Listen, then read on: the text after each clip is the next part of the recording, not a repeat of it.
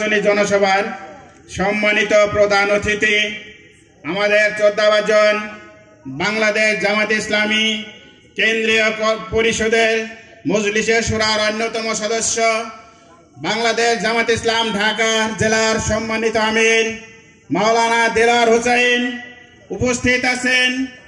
বাংলাদেশ জামাত ইসলাম ঢাকা জেলার বিভিন্ন পর্যায়ের নেতৃবৃন্দ, সাভার পৌরসভার বিভিন্ন ওয়ার্ডের নেতৃবৃন্দ, আমার সামনে উপবিষ্ট তৌহিদি জনতা ভাই ও বন্ধুগণ, আমার সংগ্রামী সালাম, আসসালামু আলাইকুম ওয়া রাহমাতুল্লাহি ওয়া বারাকাতুহু। সম্মানিত উপস্থিতি, মহান রব্বুল আলামিনের ঘোষণা আকিমুস সালাত আকিমুদ্দিন। মহান রব্বুল আলামিনের এই ঘোষণা, আল্লাহর জমিনে নামাজ কায়েম করতে হবে, আল্লাহর দ্বীনকে প্রতিষ্ঠিত করতে হবে। আল্লাহর দ্বীনকে প্রতিষ্ঠিত করার এই কাজ যদি একটা রাজনীতি হয়ে থাকে, তাহলে সেটাই বাংলাদেশ জামাত ইসলামী করে যাচ্ছে। রাজনীতি কোনো ক্ষমতা আল্লাহর মহান দায়িত্ব।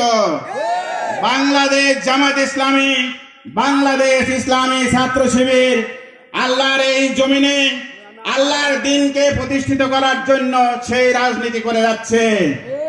আল্লাহর জমিনে এই দ্বীন যদি প্রতিষ্ঠিত হয়, সেখানে থাকবে সততা, সুপ্রশাসন ও ন্যায় নীতি। বাংলাদেশ জামাত ইসলামী ঢাকা জেলার 19 নম্বর আসনে আমাদের সংসদ সদস্য প্রার্থী ঘোষণা করেছে। সেই সাথে সারা বাংলাদেশে 300 আসনে প্রার্থী ঘোষণা করা হয়েছে। এ পর্যন্ত বাংলাদেশ জামাত ইসলামের পক্ষ থেকে কোনো সিটে, কোনো আসনে কোনো প্রার্থীর নাম ঘোষণা করা হয় নাই। তারপরে কোনো সংঘর্ষ, কোনো রক্তক্ষয়ী সংঘর্ষ, কোনো মারামারি, কোনো অগ্নিসংযোগ কোনো সংগঠিত হয়েছে কিনা আপনারা জানেন।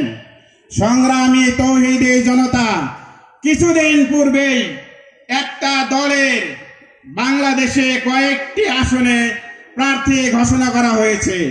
যে সমস্ত প্রার্থী তারা ইচ্ছা প্রকাশ করেছিলেন যে আমরা প্রার্থিতা পাব, তাদের নাম ঘোষণা না করার কারণে বিভিন্ন জায়গায় অগ্নিসংযোগ হয়েছে, হত্যা হয়েছে।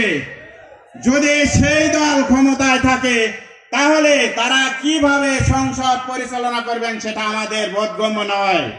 সম্মানিত তৌহিদি জনতা, বাংলাদেশ জামাত ইসলামী যদি ক্ষমতায় যাইতে পারে, আপনারা যদি দাঁড়িপাল্লা প্রতীকে ভোট প্রদান করেন, তাহলে এই দেশে সততা, সুপ্রশাসন, ন্যায় নীতি প্রতিষ্ঠিত হবে।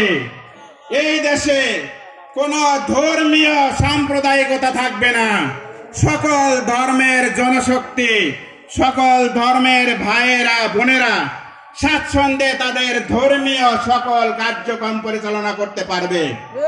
সংগ্রামী জনতা,